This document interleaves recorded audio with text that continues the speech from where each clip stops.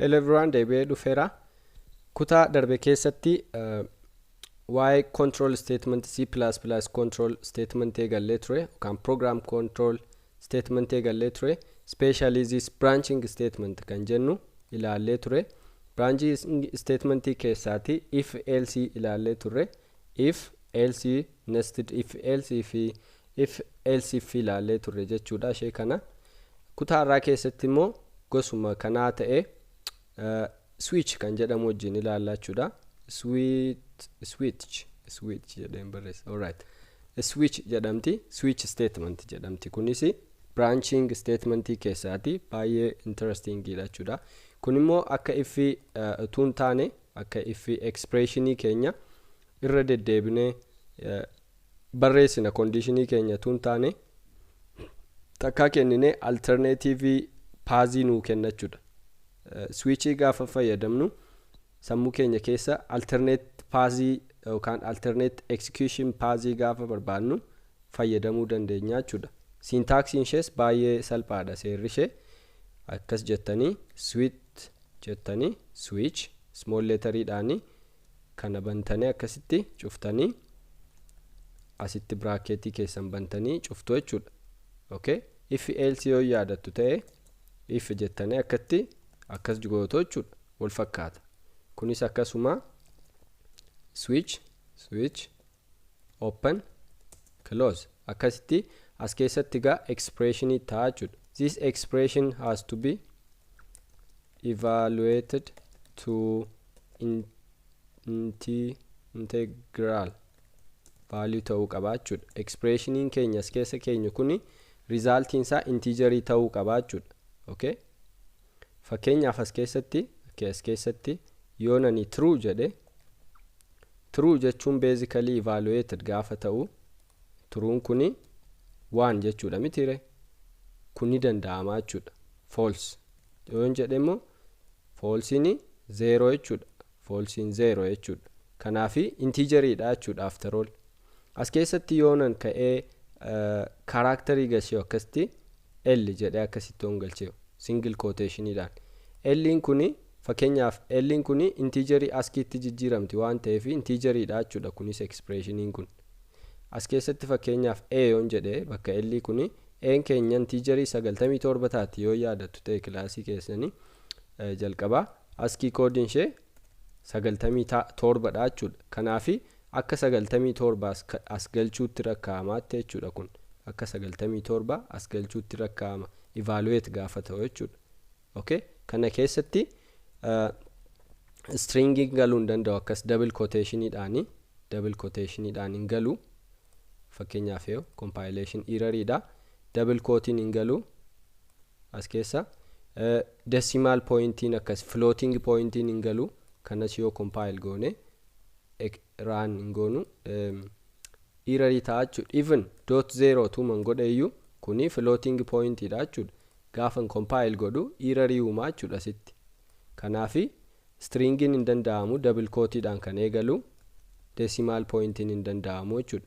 Hundi isaa kanas keessa galu integeriitti evaluate ta'a jechuudha. Evaluated to integral value. Resultiin isaa integral yookaan integer value ta'uu qaba jechuudha. Okay? Kanaafi switch jenna jechuudha. As keessatti switch jenne wanta tokko let's put number 7 yookaan or 3 jenna. As keessa yoo galchine fakkeenyaaf 3 yoo galchine yookaan immoo akkas goone int num jettanii 3 gootanii namii keessan immoo as keessa yoo galchitanii sanuma wal fakkaataadha. Kuni switch jedhamte jechuudha. Amma gaa conditionii jiraachuudha. If jenne if else jedhaa turre miniire switch keessatti case waan jedhamu jira. Casein kuni kanaafi case walitti compare ta'a jechuudha. Kanaaf case jettanii barreessitanii fakkeenyaaf tokko yoon as kaa'e syntax ishee ilaala. Case jettanii asii constantii keessoo jechuudha. Integer value kan resultiin isaa kuniif kun compare ta'uu qaba jechuudha. Okay? Kanaaf as keessa fakkeenyaaf .0 osoon kaa'e maal jedhachuudha? Error'idha jechuudha. Yoo nani tokko kaa'e immoo error'ii miti jechuudha. Sababni error'ii kanaa asitti hin dhumne iyyuuti.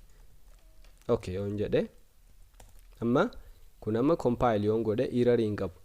Okay, yoo nan .0 godhe immoo error qabaata jechuudha. Maaliif ree kun integeridha sitti 3 kun immoo tokko tuqaa float ta'e jechuudha. Decimal kun hin danda'amu jechuudha.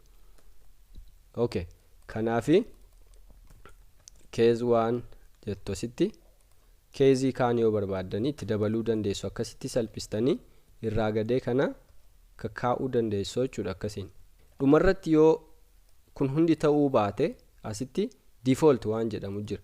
Fakkeenyaaf C++ F keessatti if this happened this jettu yoo kun ta'e kanatti ta'a, kanatti execute ta'a.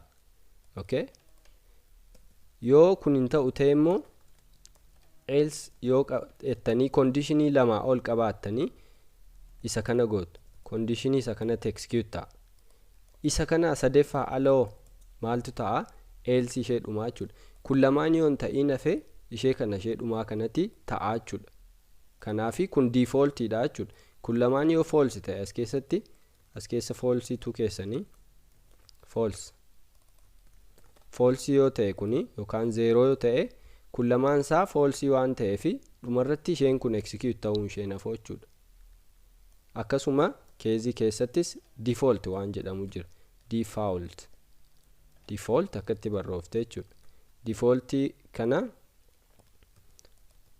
akkasin jedha casein hin jiru waan ta'eef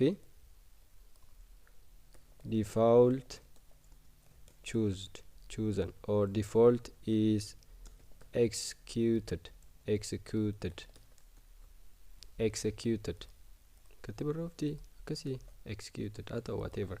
Okay, amma yoon run godhe maalti uumama jechuudha. Compile godhe run yoon godhe case jedhe case 3 default is executed jedhe argitanii kuni as dhufeera jechuudha. Case 3 ga'eera jechuudha. Asirratti indi godhe maal jedha case 3 jedheetu default is executed jedha. Amma kuni sababa qaba jechuudha. Sababa qaba. Kuni gaamma yoon ka'ee kana asitti lama godhe case kana wajjin compare godha. Kun false ta'a executing godhu, kana wajjin compare godhu ishee kanatti execute ta'a jechuudha. Kana jechuun casein kun dhugoome jechuun ishee as keessaatti execute ta'a. As jalatti code amma barbaadan barreessuu dandeessu jechuudha. Okay, it doesn't matter. Function abbaa barbaadan code abbaa barbaadan barreessuu dandeessu. Default case 2 case 3 edhaatti fufaa jechuudha. Kun sababni inni itti fufee case 3 kana display godhee fi as jalatti break gochuu qabna jechuudha. Break kana jechuun yoo condition inni kun dhugoome ishee kana qubaa hojjete akka inni xumuru jechuudha. Akka inni dhaabatu. Kana achi warra kana agar jiranii hunda display godha jechuudha. Amma kuni perfectidha. Case 2 jedhee dhaabbatee jechuudha. Otoon ani case 2 kana jalaati breaki kana dhorke akkasitti comment godhe case 2 kana baasee case 3 kanas baasee asitti break godhe dhaabata jechuudha. Defaultii tun dabalatiin. Okay, case 2 case 3 jedhee dhaabatee jechuudha. Hunda isaaniiyyuu akkas godhe end line gochuu nan danda'a. Akkasitti yoon run godhe case 2 case 3 jedhee baase. Sababni isaas breaki asitti hin goone jechuudha. Yoon kana waan godhe yoon godhe maal jedha jechuudha. Case 1 jedhee dhaabataa jechuudha. Case 1 jedhee dhaabate break godhe jechuudha. Hin dhaabate. Yuutuunan breaki kana kaase yoo akkamma breaki kana hun kaase kana hojjete kanas hojjete asirratti dhaabaa jechuudha. Case 1 case 2 jedha jechuudha. Case 1 case 2 jedha jechuudha. Kun amma switch case jedhamte jechuudha. Switch jechuun ishee kanadha. Case jechuun ishee kanadha. Kunii fi kuni compare ta'u jechuudha. Warri colony kana fuuldura jiran jechuudha. Okay, kana fakkaata. Yoo nani lakkoofsa 6 godhe fakkeenyaaf 7 yoon godhe 7 keessa hin jiru 1 2 3 dha kuni hin jiru. Kanaaf default ishee kanatti execute ta'a jechuudha. Default argitanii default is executed jettee jechuudha. Default is executed. Positioning default kana matter hin godhu. Dhumarra ta'es jalqabarra ta'es dhumarra ta'es jalqabarra dhufes rakkoo hin qabu. Okay, rakkoo hin qabu. rakkoon inni qabu waa tokkodha. case 1 executed. Kanaafi yoo bakka kana breakii goone akkuma sakaanii asitti default jedhee dhiisaa jechuudha. Default is executed jedhee akkatti dhaabataa jechuudha. Wanti namatti tolu breakii kana default irratti yeroo baay'ee yeroo fayyadamuun hin jaaladhu waan hin ta'eef maaliin godha dhumarran ishee fidaa jechuudha. Defaultii kana dhumarra fideetan asirratti dhumarra fideen breakii kana irraa balleessa. Maaliif ree kanaa gad hin jiru waan ta'eef keeziin kanaa gad hin jiru jechuudha. Asitti keezii yoo itti dabaluu barbaaddanii keezii itti dabaluu barbaaddan afureeffaa akkas godhuu dandeessu. Gidduu oola garuu inni kuni gidduu oola waan ta'eef breekii isin barbaachisaa afur jettanii asitti break gochuu dhiisuu dandeessu ishee kana. Sababni isaa kanaa gad hin jiru waan ta'eef garuu defaultii tamma execute tun godhe defaultiif case 4 itti ba'a jechuudha. Asitti kanaafi asitti breekii na barbaachisaa jechuudha. Okay, yeroo baay'ee defaultii dhumarra kaa'eetan breekii kanarraa balleessaa jechuudha. Akkasitti fakkeenyaaf 4 gubbaa fiduu nan danda'an akkatti breekii itti dabalee ishee kanarraa balleessee akkas godhee asitti breekii yoon dabalee kun amma koodii maslaa wal fakkaataa ta'a jechuudha. Koodii bareedaa. Okay, kanatu compile run goone executed default jedha. Kana maal hojjechuu dandeenyattanii yaaddu? Simple calculator yaa hojjennume.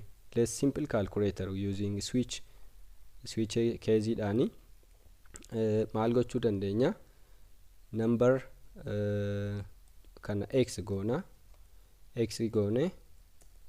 int asumatti declaration keenya wal takkaa godhanna. User irraa dubbisna jechuudha. X keyboard irraa dubbisna x if y. Okay, achi wanta gochuu dandeenya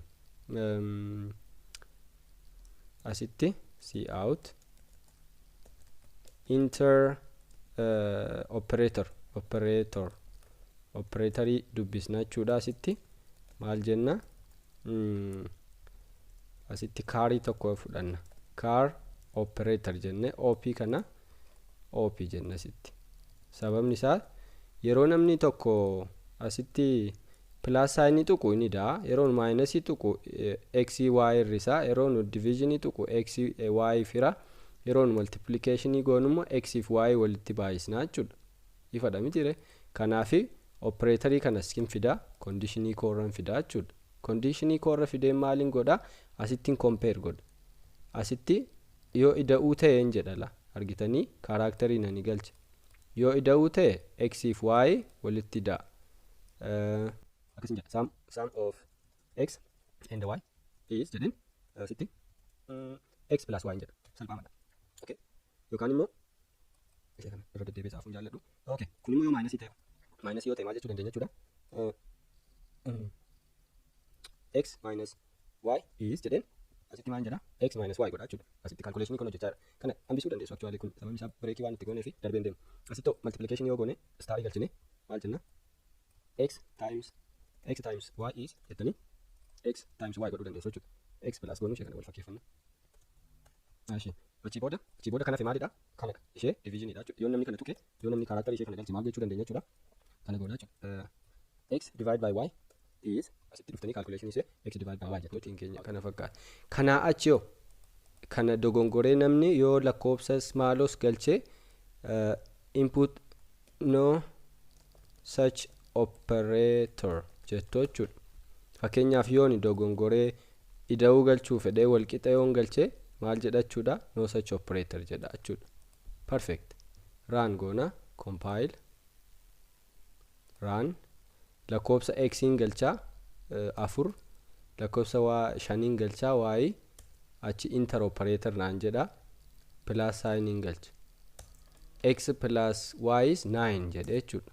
Kun kana fakkaata.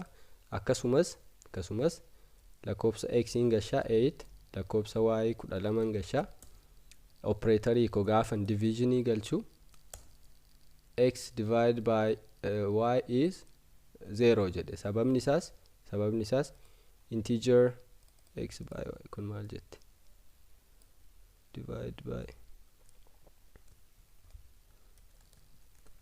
x divided by y integer divide by y is 0 point maaliif seetanii 8 hiruu 12 jechuun asitti 8 hiruu 12 jechuun meeqa ta'a? Duwwaa tuqaa somethingidha jechuudha. Kanaafi maal godha? Integerii waan ta'eef duwwaa qobaa fudhate jechuudha. Dogongorri uumame, okay? Dogongorri uumame hin jiru. Kanaafi maal godhuu danda'a? 6 x'dha 5dha kuni gaafa divisionii tokko tuqaa 5 bisee jechuudha. Sila 0 waan taateef ignore godhe. Okay, kana fakkaata. Maal hojjenne jechuudha? Switch hojjenne jechuudha. Switch statement hojjenne x if y fudhanne operatorii keenya kanneen keessaa tokko fudhanne switch keessa galchine kanneen kana wajjin compare goone hojjenne jechuudha. Kana achi yoo namni lakkoofsa fakkeenyaaf 4 fi 5 galchee yoo namni ida'uu galchuu barbaade p galchee no such operator jenna jechuudha. No such operator jedha, defaultidha.